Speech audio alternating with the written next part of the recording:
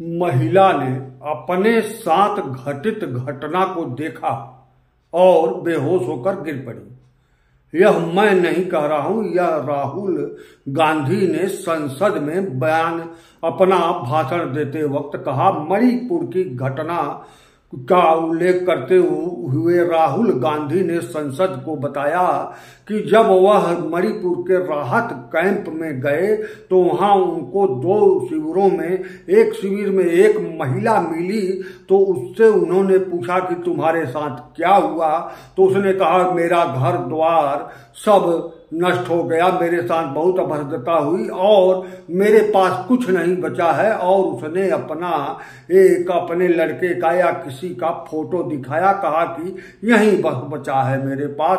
और दूसरी घटना का उल्लेख करते हुए राहुल गांधी ने कहा कि एक महिला से हमने पूछा जब सामने आई कि क्या हुआ तुम्हारे साथ, तो महिला के आंखों के सामने उसके साथ हुई घटना का दृश्य आया और महिला बेहोश हो गई।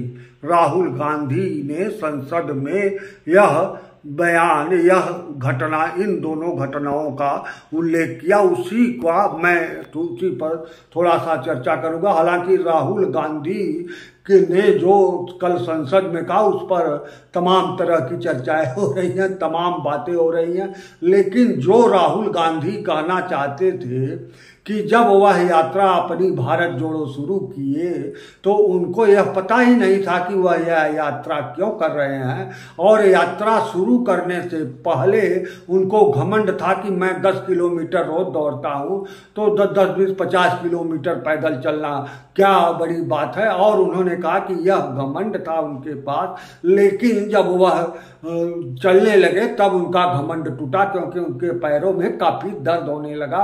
और तमाम तरह अपना उल्लेख किए मणिपुर की घटना पर। उन्होंने संसद में बहुत कुछ कहा, हम उस पर नहीं जा रहे हैं, न यह वीडियो उस पर बना है। मैं सिर्फ इस पर आ रहा हूं कि महिला ने अपने साथ हुई घटना को देखा तो वह बेहोश होकर गिर पड़ी। यह सोचिए, यानी आपके साथ जो भी दर्दनाक घटना होती है, जब कोई उसको पूछता है तो वह घटना आपके आंखों के साथ, आपके आंखों के सामने चलचित्र की तरह रिपीट होता है। अब राहुल गांधी ने कहा वह महिला उनके सामने बेहोश हो गई। भाजपा सांसदों ने तमाम कहा उस महिला का नाम बताओ। खैर वो राजनैतिक बातें हैं, मैं यहाँ राजनैतिक बातें नहीं कर रहा हूं। मैं तो एक चीज बता रहा हूं कि जब किसी के साथ कोई दर्दनाक घटना घटती है तो जब वह उससे पूछा जाता है घटना के संबंध में, तो वह घटना उसके आंखों के सामने चलचित्र की तरह चलता है और वह पूरी घटना लगता है कि वह एक पिक्चर की तरह देख रहा है, और उसमें बेहोश होना, क्रोधित होना, रो देना, ये सब नॉर्मली बातें हैं। तो अब आइए, अब राजनीतिक, चूंकि राहुल गांधी ने इसको संसद में कहा, अब उन्होंने बहुत अच्छे शब्दों में, चूंकि हिंदी के बहुत बड़े ज्ञाता नहीं हैं राहुल गांधी, क्योंकि जब वह बोलते हैं तो लगता है कि हिंदी पर उनका कमांड नहीं है। मैं नहीं जानता कि अंग्रेजी पर उनका कैसा कमांड है, लेकिन वो भाषा व्याकरण से नहीं बोलते, या आता नहीं या नहीं बोलते, वो अलग विषय है, उस पर बहुत चर्चा से देश का भला नहीं होने वाला। लेकिन राहुल गांधी कांग्रेस के एक प्रमुख चेहरा है। आप गौर करिए, इस समय राहुल गांधी का बहुत विरोध भाजपा वाले करते हैं, यानी भाजपा मतलब भारतीय जनता पार्टी। ठीक उसी तरह जिस तरह कभी नरेंद्र मोदी का विरोध कांग्रेस वाले बहुत करते थे। ठीक, इतिहास अपने आप को दोहराता है। ठीक उसी तरह कभी कांग्रेस वाले धर्मनिरपेक्षता को बहुत ज्यादा रटते थे और भाजपा की शिकायत या तमाम तरह की शिकायत या अपने पक्ष में धर्मनिरपेक्षता को लाते थे। और ठीक आज उसी तरह भाजपा वाले हिंदू राष्ट्र बहुसंख्यक के राष्ट्र को इतना अधिक अलाप रहे हैं कि इससे लोग धीरे धीरे उब रहे हैं, ठीक उसी कांग्रेस की धर्मनिरपेक्षता की तरह।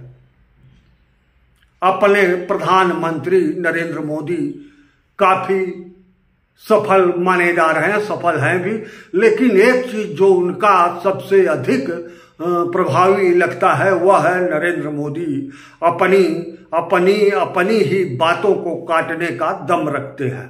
आज माननीय नरेंद्र मोदी जी के तरफ से देश में मुफ्त राशन, मुफ्त गैस, मुफ्त तमाम तरह के किसानों को 500 रुपए महीना है, इस तरह की तमाम योजनाएं नरेंद्र मोदी जी की सरकार इस समय चला रही है और उसका खूब प्रचार किया जाता है कि हमने मुफ्त में राशन दिया, मुफ्त में फलाने दिया, मुफ्त में किया, यहाँ तक कि किसानों को 500 रुपए भी देता हूँ, श्रमिकों को देता हूँ, तमाम पता नहीं कितनी योजनाएं नरेंद्र मोदी सरकार की मुफ्त की चल रही है। लेकिन ये हमारे प्रधानमंत्री ही हैं जो भरी सभा में कहते हैं कि मुफ्त की रेवड़ियां बांटने से देश का भला नहीं होगा। यह नरेंद्र मोदी ही कहते हैं और यह नरेंद्र मोदी ही मुफ्त के राशन बांटते हैं। दोनों चीजें प्रधानमंत्री हमारे कहते हैं और करते हैं कि मुफ्त का रेवड़ियां बांटने से देश का भला नहीं होगा और मुफ्त का रेवड़ियां बांटते भी हैं।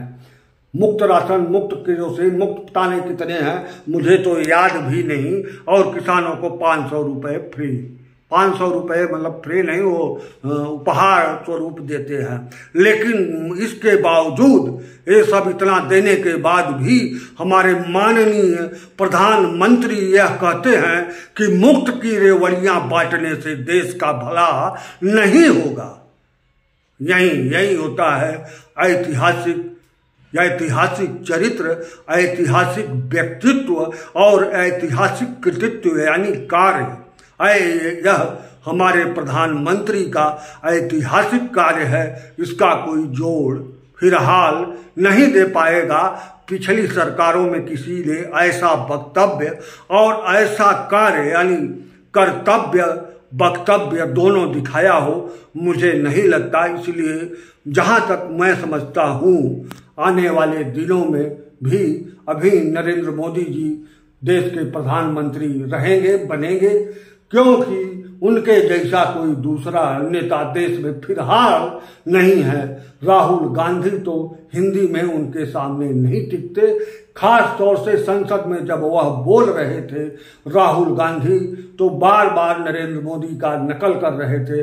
भाइयों और बहनों, भाइयों और बहनों, भाइयों और बहनों, ये हमारे प्रधानमंत्री नरेंद्र मोदी का नकल है। भाइयों और बहनों, जब नरेंद्र मोदी यह कहते हैं भाइयों और बहनों तो समझ जाइए कुछ विशेष तो नहीं कहेंगे, लेकिन कुछ कहेंगे। ठीक उसी तरह राहुल गांधी ने संसद में कुछ विशेष तो नहीं कहा, लेकिन बार बार जब भाइयों और बहनों कहा तो लगा कि राहुल गांधी कुछ कहेंगे। एक चीज मैं आपको बता दूं, चलचित्र की तरह जब उस महिला से राहुल गांधी ने पूछा कि तुम्हारे साथ क्या हुआ, तो महिला के सामने वह दृश्य आ गया और वह बेहोश हो गई।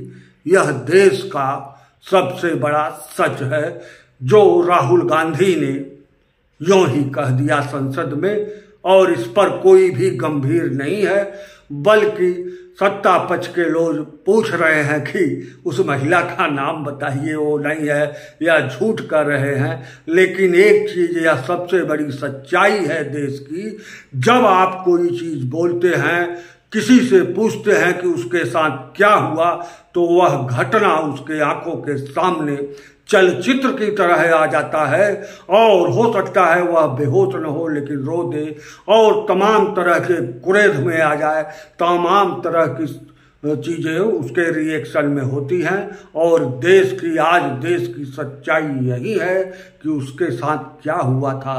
जब आप पूछते हैं तो पूरी घटना उसके सामने चलचित्र की तरह आ जाती है।